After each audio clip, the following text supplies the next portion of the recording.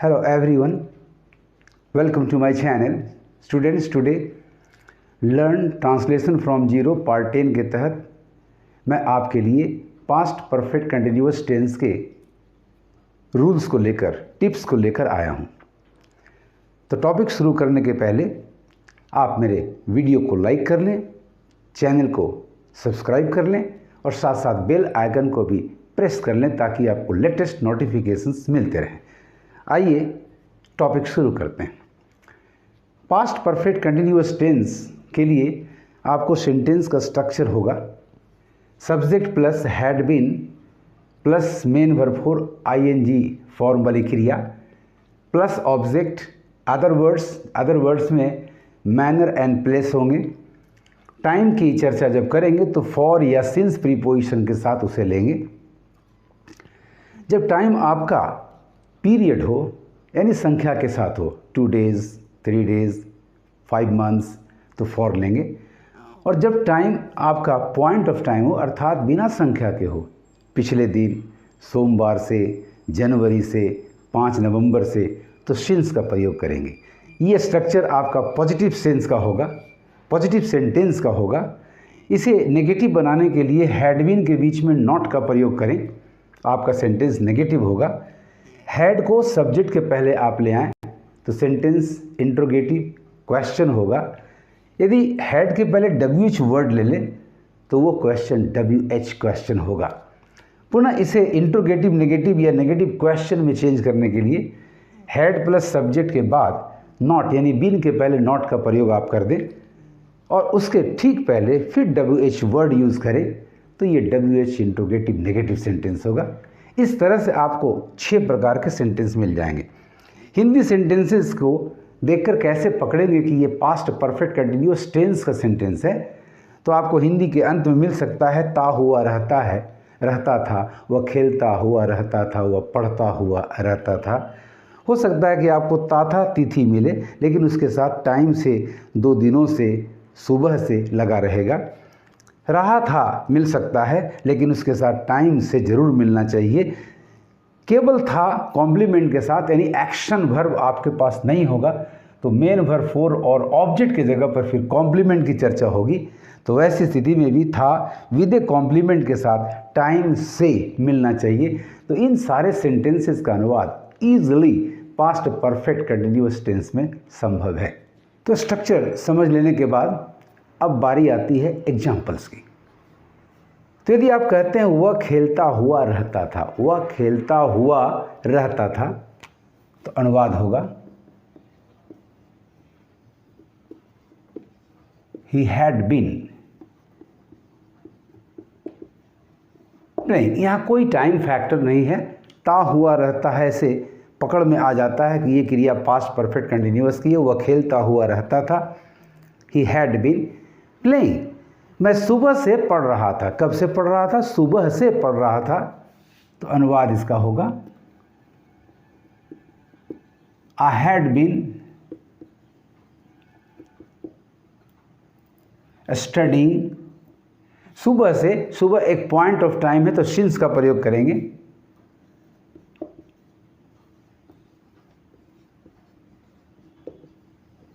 Since morning. वह थोड़ी देर से नहीं बैठी थी, नेगेटिव सेंटेंस है, वह थोड़ी देर से नहीं बैठी थी। सी हैड नॉट बीन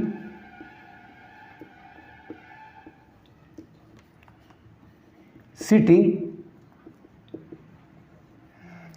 थोड़ी देर से एक पीरियड है, इसमें एक इनडेफिनिट नंबर आ रहा है, थोड़ी, कुछ, सम, तो फॉर का प्रयोग करेंगे।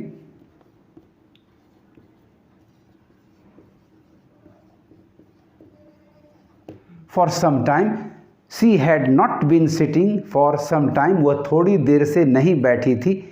क्या आप सोमवार से कहानी लिख रहे थे? क्वेश्चन है, जस्ट नो इंट्रोगेटिव सेंटेंस है। क्वेश्चन में सहायक क्रिया पहले लाएंगे had you been,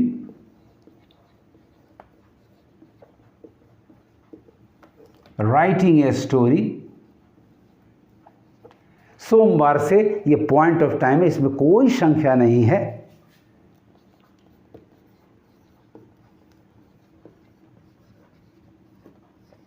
since Monday. क्या आप सोमवार से कहानी लिख रहे थे? Had you been writing a story since Monday.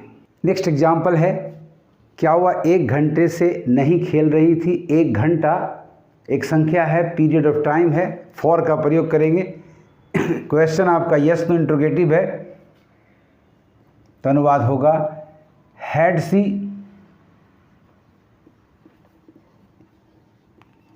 Not been playing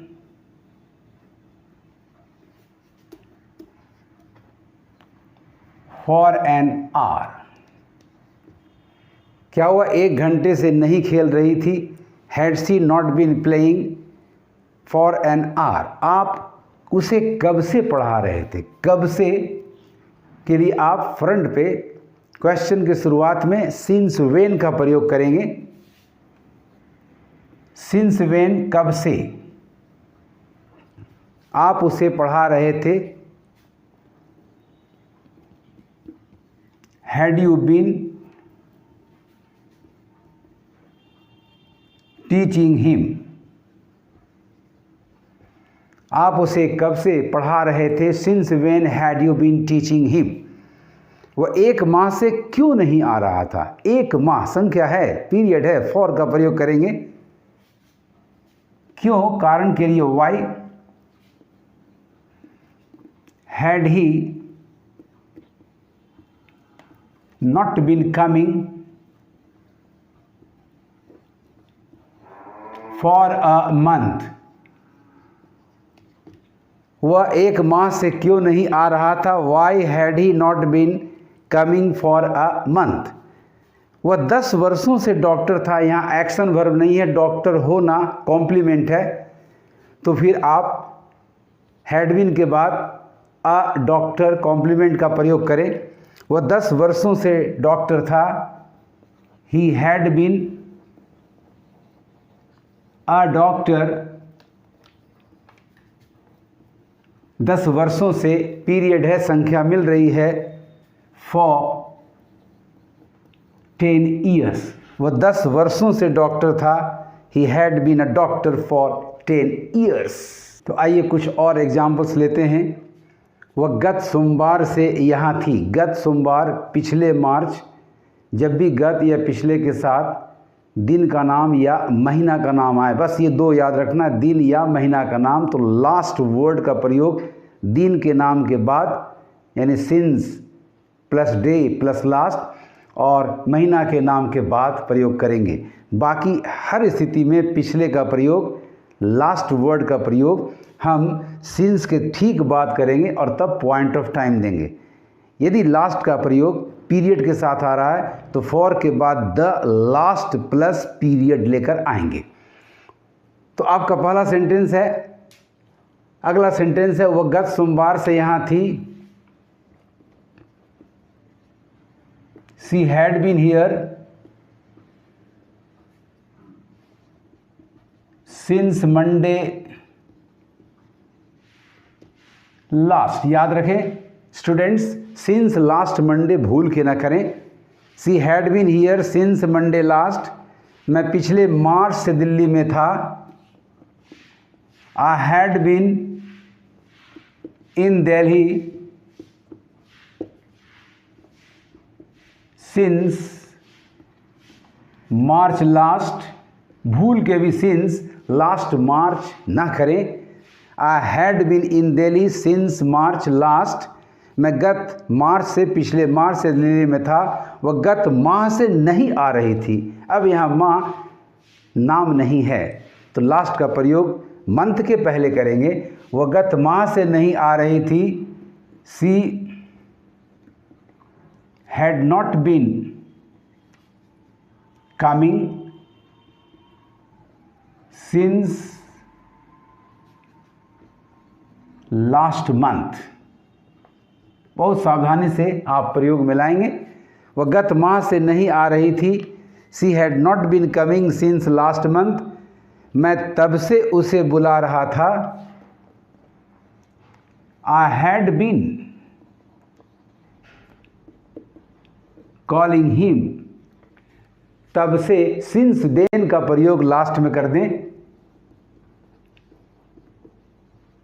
मैं तब से उसे बुला रहा था। I had been calling him since then. मैं पिछले 2 दिनों से बीमार था। मैं पिछले 2 दिनों से बीमार था। पिछले शब्द का इस्तेमाल पीरियड के साथ यदि आता हो, संख्या वाले समय के साथ आता हो, तो for the last plus time का प्रयोग करें। तो मैं पिछले 2 दिनों से बीमार था। I had been ill